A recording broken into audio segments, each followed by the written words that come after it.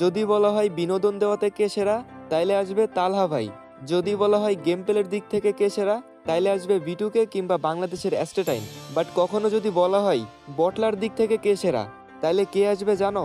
ভালো game play থাকা সত্ত্বেও তোমাদেরকে হাসানোর জন্য নিজেকে বটলা সাজিয়ে ভিডিও বানানো সেই বটলা নাহিদ ভাই। হ্যাঁ, ইনিই একমাত্র যার গেম প্লে একটা সাধারণ প্লেয়ারের তুলনায় অনেক ভালো, কিন্তু ইনি নিজেকে কখনো গেম প্লের দিক থেকে বিবেচনা না করে সবসময় তোমাদেরকে হাসি খুশি রাখার জন্য নিজেকে বট সাজিয়েছে। গাইজ, একটা জিনিস চিন্তা করো, একটা মানুষ কি কখনো চায় পাবলিক তাকে প্রো প্লেয়ার না ডেকে বট নামে ডাকুক? না, কখনোই চায় না।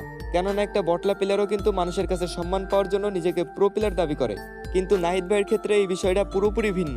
তোমাদের নতুন প্লেয়ারদের কাছে এই মানুষটা সামান্য কিছু হলেও প্রত্যেকটা ওল্ড প্লেয়ারের ইমোশন এই নাহিদ ভাই। সময়ের সাথে সাথে ইনি হয়তো আমাদের কমিউনিটিতে আর নাই, কিন্তু প্রত্যেকটা ফ্রি ফায়ার প্লেয়ারের মনে নাহিদ ভাই সবসময় থাকবে।